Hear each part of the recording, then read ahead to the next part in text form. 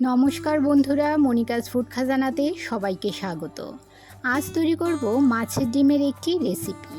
মাছের ডিমের বড়া তো অনেকেই খেয়েছেন, একবার মাছের ডিমের পাতুরিও খেয়ে দেখুন। গরম ভাতে ভীষণ ভালো লাগে খেতে। ভিডিওটি স্কিপ না করে শেষ পর্যন্ত দেখার অনুরোধ রইল। আশা করছি আজকের রেসিপি সবার ভালো লাগবে। বন্ধুরা, প্রথমেই পাতুরির জন্য একটা মশলা তৈরি করে নেব। মিক্সি জারে নিয়ে নিলাম 2 চামচ কালো সর্ষে, 2 চামচ হলুদ সর্ষে ও 1 চামচ পোস্ত।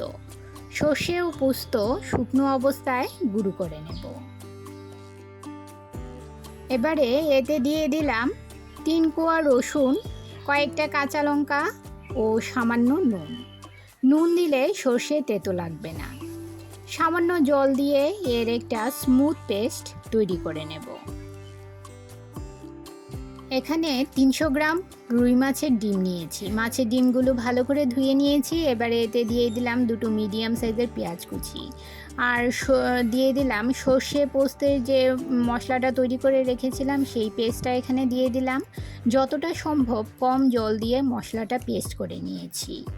আর দিলাম হাফ কাপ কুড়ুনো নারকেল। নারকেল কুড়ু সম্পূর্ণ অপশনাল, আপনারা চাইলে দিতে পারেন আবার নাও দিতে পারেন, তবে নারকেল কুড়ু দিলে খেতে ভালো লাগবে।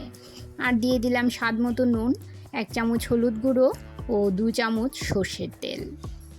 সমস্ত উপকরণগুলো একসাথে ভালো করে মেখে নেব।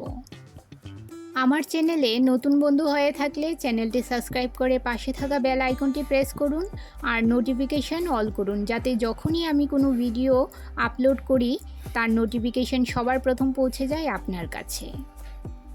মাছের ডিম মেখে নেওয়া হয়ে গেছে।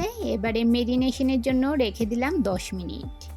এদিকে গ্যাসের চুলায় একটা চাটু বসিয়ে কলা পাতাগুলো সেঁকে নেব, যাতে পাতাগুলো নরম হয়ে যায়, এতে পাতুরিগুলো মুড়ে নিতে সুবিধে হবে। এপিঠ ওপিঠ উল্টে পাল্টে কলা পাতাগুলো ভালো করে সেঁকে নিতে হবে। যারা এই পর্যন্ত ভিডিওটি ধৈর্য সহকারে দেখছেন অথচ একটা লাইক দিতে ভুলে গেছেন, তাদের কাছে অনুরোধ, প্লিজ একটা লাইক দিয়ে ভিডিওটি কন্টিনিউ করুন। আপনার একটা লাইক পৌঁছে দিতে পারে আমার রেসিপি আরও বহু মানুষের কাছে।